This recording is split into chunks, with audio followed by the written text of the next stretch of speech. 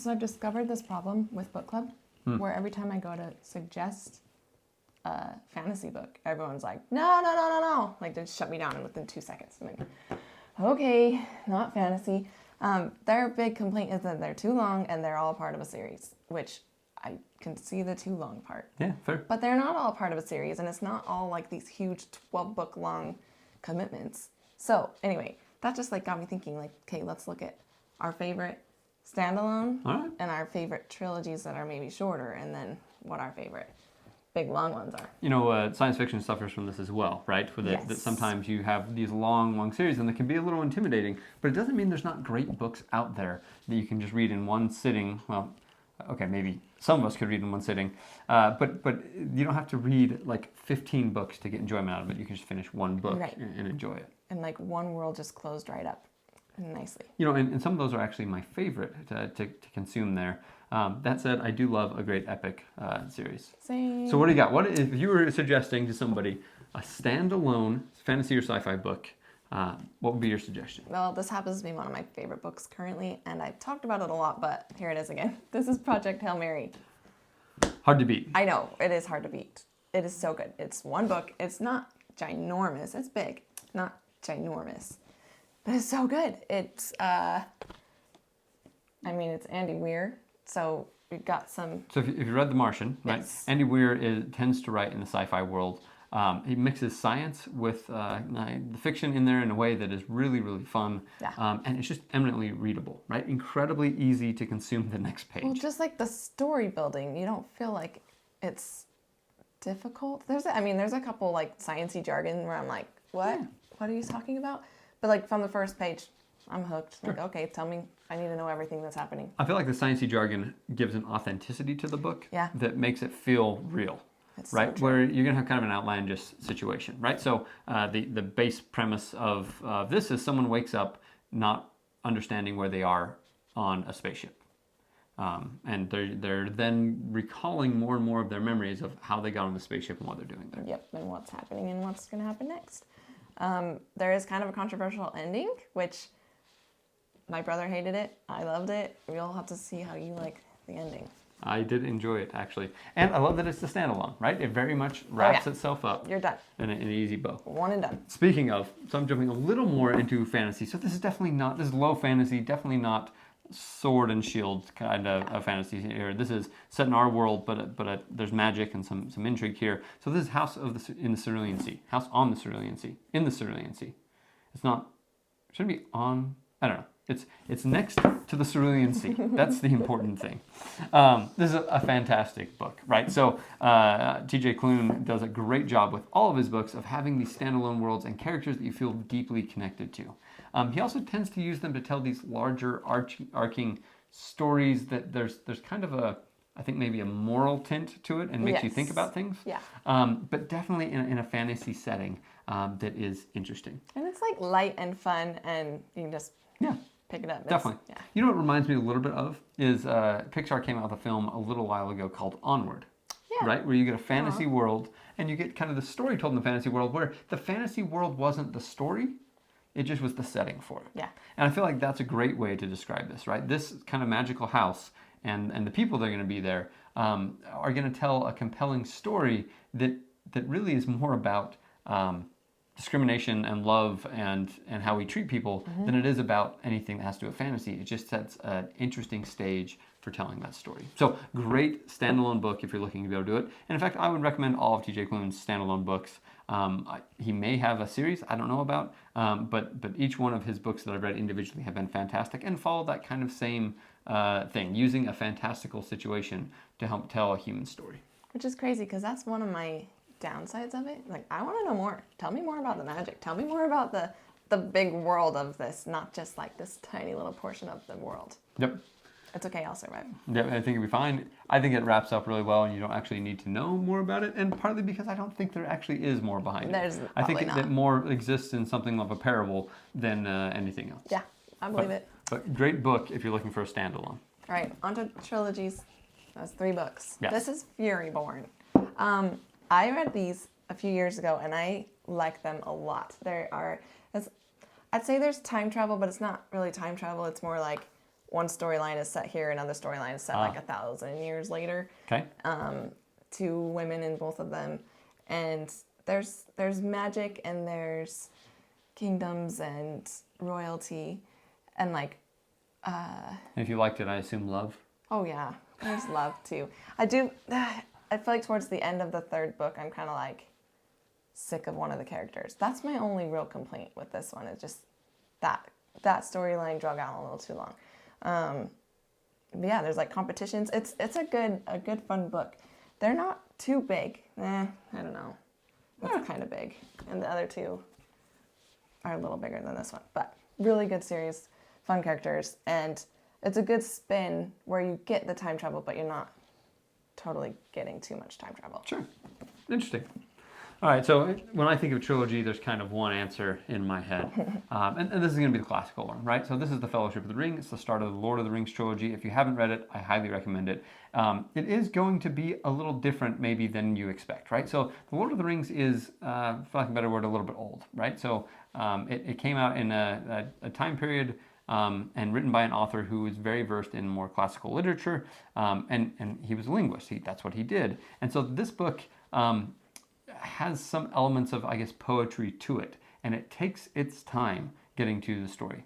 And there is a deep lore and backstory behind it, but you don't actually need to know any of it. It will fill you in as you go, but a really, really good series. I mean, it is a classic for a reason. Right. Right, and is one of the great stories of all time told in this 3-book format. Now, it can be a little intimidating. The books aren't very short, so to speak, but by fantasy standards or sci-fi, they're really not that long either. But it is a little bit of work to be able to get through kind of this more old-fashioned storytelling that may take a little while longer to get through, and you may get a little bit extra details about what's happening with some hobbits than you really care to know. Or like a certain rock on the side of the road. Sure. This book, I think, especially suffers from that. The first one, yeah. The first one does. The other ones get a little bit better as it goes along, but it is a very distinct brand of storytelling that Tolkien excels at, which is interesting because in some ways, I think Tolkien's work fit a little closer to like biblical works than they do necessarily other fantasy. Well, fantasy's turned. I was thinking more like a Dan Brown book, right, where it's just a built to be almost a movie, page turner. Like it's the kind of the cheap calorie candy of a book. Yeah, it's right? a legit story. It is, and awesome. it's going to take a little more effort to read. But if I'm thinking of trilogies, this is the trilogy that I think of. It's awesome. All right, we're going big here. And yes, we talk about this all the time. Wheel of Time. This is the one I'm reading currently, Path of Daggers, number 8. I'm getting there, guys. It will happen. I will finish. There's 14 total. I've loved it so far. It's worth it to me. The first one's really a good indicator of how the whole series is going to be. There's just a lot of you're getting lots of people's perspectives, lots of slowness, because I mean it's the first book of 14, so all of it is slow. None of it is super fast paced. I mean, there's definitely some climaxes and some really, really big highs. There are so many characters. There's so many characters. But I'm hanging in there, thanks to the index in the back. I think one of the things about it is not just that there's so many characters, but there's also lots and lots of point of view characters. Yeah. Right? So it's one thing when you happen to have 10 point of view characters and I don't know, 100 other characters you're keeping track of in your mind. Last I checked, I believe Wheel of Time has something like 3,500 named characters, and you probably get 100 viewpoints throughout the series. You get a random maid, her side of a big character's story. But part of it is, and we're talking about epic fantasy here, right, or epic science fiction, this is a story about an event that's taking place on a world where it really is a worldwide scale in what's happening. Yeah. And so to really understand how things are affecting stuff, how events that you just read about are affecting the other side of the world, you kind of need these viewpoints all over the place. Which sometimes I'm reading other books and I'm like, okay, but how's this affecting that? And what's going to happen with this? I kind of wish I could get that glimpse. And I'm like, no, I'm okay. Because I know what that looks like. Yep. It's a big investment, but I'm really thoroughly enjoying it. I feel like 7, this is 8. So 7, 8, 9, 10 is the lull. and I can already feel that. Like, yeah, it's gonna feel like a lull to me. But I'm gonna power through because I hear the ending's fantastic. The ending is phenomenal. And in my mind, The Wheel of Time is the definition of epic fantasy. Right? There's a few other series that stand out there that point out, hey, you know, this is going to be 10 books long, this is going to be 12 books or whatever. You know, Malazan Book of the Fallen, Wheel of Time, obviously in there, the Sanderson Cosmere, right, fits in that epic journey. The Dresden Files, a bunch of these are kind of these larger epic stories, but none of them, I think, at least yet, Sanderson may have a chance with kind of the Stormlight and the Mistborn What arc. about Robin Hobb? Elderlings fits there, but I still think Elderlings, and as much as I love it, as well as all these others, fall short of The Wheel of Time, partly because of the sheer investment. As you're investing in these characters and in these people, the payoff is tremendous. And a phenomenal ending to the series, and with a phenomenal series. So really, really good, and I think the quintessential example of epic fantasy. I went a little different here. I went epic sci-fi, right? So this is the Expanse series, right? So I believe there are 10 Expanse books. I don't know if I got that wrong or not, but the Expanse series is really, really fun, really, really interesting, set in a world that is... and listening to people describe it, or the author describe what they wanted, is it wasn't a world that was so far past where we understand kind of science and in current space travel and stuff that it feels unfeasible, but wasn't to the point where we're traveling to different stars and things like that, right? Yeah. So you're really set in a world where we've colonized Mars, there's Earth, there's a colony kind of around the asteroid belt and in Jupiter, and those are really kind of more like mining territories where they're mining asteroids or moons and sending stuff back. And Mars is colonized, but still maybe in that like new, yeah, is the best way to start it. I think maybe analogous, if you can think about kind of the old world and the new in the 1800s, where Mars is kind of, I guess, more of the America's continent, so to speak, and you have kind of the older world that's more established in Earth. And you have some forces that cause all of those groups to come into conflict. And you're following a group of people who really don't belong to any of those, so to speak. They're just kind of trying to survive, but they're caught in the mix of this larger geopolitical problem that just happens to be in space. You could take the exact same thing, put it on Earth, and put it in the 1800s, it would just be going between different continents, but instead you get in space, and really, really interesting. I will say that it has a little bit of a horror element to it. Horror? Horror. Horror or horror? Both. Both.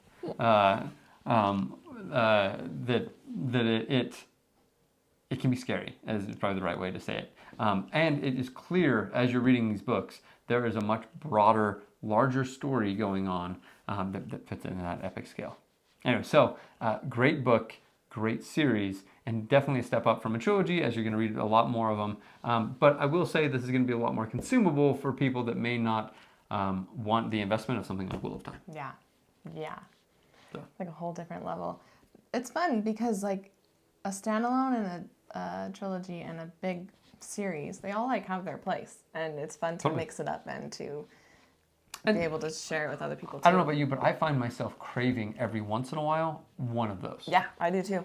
Right? Totally. So you know, it depends often on what I've been reading. But if I've been reading something like the Expanse series, right, where it is kind of all-encompassing and there's just a lot of them. Need a break. Yes, and it's sometimes nice to just be able to go to the smaller, easy story to be able to consume it and feel satisfied without having to keep track of everything. But also, like, you know you're going to go back to it. Like, I'm going to finish the series, yes, but it's okay to take your time. You don't have to plow through. And there's also something really, really satisfying about a trilogy where you feel like you've put that investment in and you get the payoff, but you may not need necessarily 10 books of this. Right. It's just done. You're good. And part of it probably comes back to the story the author is trying to tell. Yeah. There are some trilogies I've read where I'm like, yeah, this was probably better in a book. Or like two. This could have all been squeezed in. Yes. And honestly, there's a few epic fantasy series I've read where I'm like, this probably could have been cut back by 5 books and just been a trilogy. Like that happens where they kind of are trying to tell too much. And sometimes authors bite off more than they can chew with some of these, and it's at 7 books and they can't finish the. So actually, it's going to be 10 books. Yeah. Right. Or they never finish. It potentially get there. And you also sometimes get the flip side. I'm thinking of like Patrick Rothfuss here, where you've got 2 books of a trilogy And I think the problem is there's no way to finish this story in a trilogy. This probably should be a 10-book series. Not 10. I could see it in 5. Sure, but you get the idea there. So it is really interesting that the story that's being told, I think, should dictate the mode of telling, whether it's standalone, whether it's a trilogy, or whether it's an epic fantasy there. Yeah. And it is fun to see, like, where you started to where you are now, like, where it ends. Sure. Like, wow, how many places did I just visit and how many characters and their character development, all the character development. It's really, really, I think it's exciting. It is, definitely. Well, these are our favorite, well, maybe not favorite, these are suggested standalone, intermediate, standalone trilogy. Go check out our ones. Check out our other video where we talk about beginner, intermediate, and advanced fantasy books. But those are standalone trilogy and epic fantasy. What we would recommend you jump into if you're looking for something in one of these categories. Yeah, you're gonna have a good time. Cool. Thank you for watching. Yep. I'm Blake. I'm Jamie. We're Blamey. I guess so. See ya. Bye.